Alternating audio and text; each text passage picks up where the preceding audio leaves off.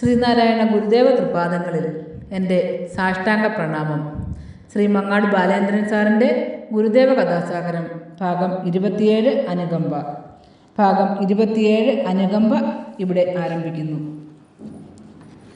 ചേമണ്ണൂർ കളരിയിൽ പഠിപ്പില്ലാത്ത ഒഴിവു ദിനങ്ങളിൽ നാണു വാരണപ്പള്ളിയിലെ പശുക്കളെ മേയ്ക്കാൻ കൊണ്ടുപോകുമായിരുന്നു.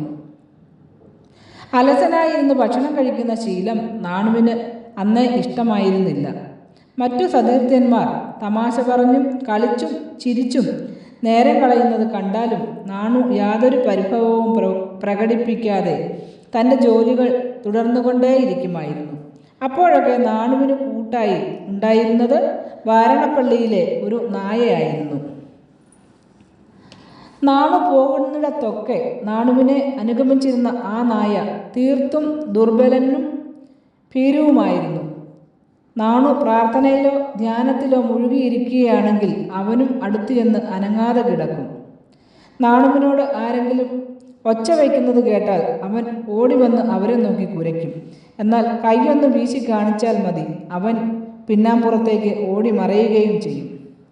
നാണുവിനോട് അസൂയ തോന്നിയിരുന്ന ചിലർ നാണുവിനെ മനഃപൂർവ്വം വേദനിപ്പിക്കുന്നതിനായി പലപ്പോഴും ആ നായയെയാണ് യാതൊരു കാരണവും കൂടാതെ ഉപദ്രവിച്ചിരുന്നത്. അത് നാണുവിനെ വളരെ സങ്കടപ്പെടുത്തിയിരുന്നു. അത്തരം ചില സന്ദർഭങ്ങളിൽ സഹിക്കവയ്യാതാകുമ്പോൾ നാണു പറയുമായിരുന്നു, എന്തിനാണ് ആ സാധുജീവിയെ ഉപദ്രവിക്കുന്നത്? പകരം നിങ്ങൾക്ക് വേണമെങ്കിൽ എന്നെ ഉപദ്രവിക്കാമല്ലോ. നാണു മെല്ലെ അടുത്തിയെന്ന് ഉപദ്രവത്തിനിരയായ ആ നായയുടെ പുറം തലോടി കൊടുക്കുമായിരുന്നു. ദിവസവും ഊണ് കഴിക്കാനിരിക്കുമ്പോൾ അവനു വേണ്ടി ഒരു പങ്ക് നാണു കൃത്യമായി മാറ്റിവെക്കുമായിരുന്നു. അത് നാണു കഴിച്ച അതേ ഇലയിൽ തന്നെ എടുത്തുകൊണ്ടുവന്ന് ആ നായയ്ക്ക് കൊടുക്കുകയായിരുന്നു പതിവ്. അവൻ സ്നേഹത്തിൻ്റെ ഭാഷയും ശബ്ദവും പ്രകടിപ്പിച്ചുകൊണ്ട് അത് തിന്നുമ്പോൾ നാണു സന്തോഷത്തോടെ നോക്കി നിൽക്കും. വാരണപ്പള്ളിയിൽ കരുത്തനായ മറ്റൊരു നായ കൂടി ഉണ്ടായിരുന്നു. അവൻ ദുഷ്ടനും അക്രമവാസനയുള്ളവനുമായിരുന്നു.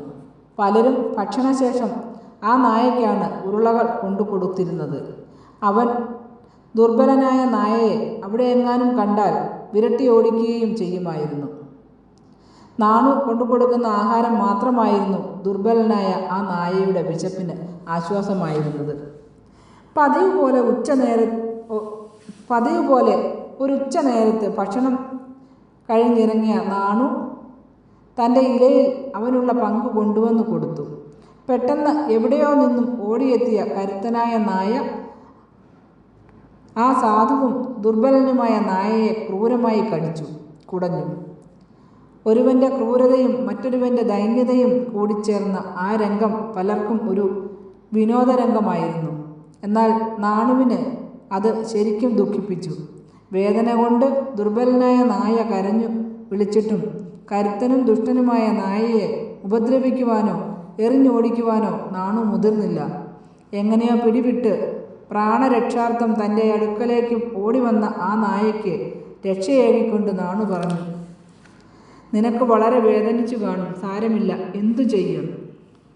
അതിൻ്റെ മനസ്സ് ചീത്തയാണ്. ദുർബലനായ ആ നായയുടെ മുറിവേറ്റ് ചോര പൊടിഞ്ഞ ഭാഗത്ത് നാണു ചില പച്ചിലകൾ കൂട്ടിപ്പിഴിഞ്ഞ് അതിൻ്റെ ചാറ് ഇറ്റിച്ചു വീഴ്ത്തി. ഇനി നീ അവൻ്റെ അടുക്കലേക്ക് പോകണ്ട, ഇവിടെ കിടന്നോളൂ എന്ന് പറഞ്ഞ് നാണു തൻ്റെ കിടപ്പുമുറിയുടെ വാതിലിന് പുറത്തായി അവന് കിടക്കുവാൻ പാകത്തിൽ ഒരു ചാക്ക് വിരിച്ചിട്ട് കൊടുത്തു. ശരണം ശരണം ശരണം തരണേ ശിവഗിരി ഗുരുദേവാ, തവ തിരുപാദം ശരണം തേടുന്നടിയങ്ങൾ ഞങ്ങൾ. ശരണം ശരണം ശരണം തരണേ ശിവഗിരി ഗുരുദേവാ, തവ തിരുപാദം ശരണം തേടുന്നടിയങ്ങൾ ഞങ്ങൾ. ശ്രീ മങ്ങാട് ബാലേന്ദ്രൻ സാറിൻ്റെ ഗുരുദേവ കഥാസാഗരം ഭാഗം 27 അനുകമ്പ ഇവിടെ അവസാനിച്ചിരിക്കുന്നു. ഇതിൽ വന്നിട്ടുള്ള തെറ്റുകുറ്റങ്ങൾ സദയം ക്ഷമിക്കണമെന്ന് ഗുരുദേവനാമത്തിൽ അറിയിക്കുന്നു. നന്ദി, നമസ്കാരം. ഗുരുധർമ്മം വിജയിക്കട്ടെ.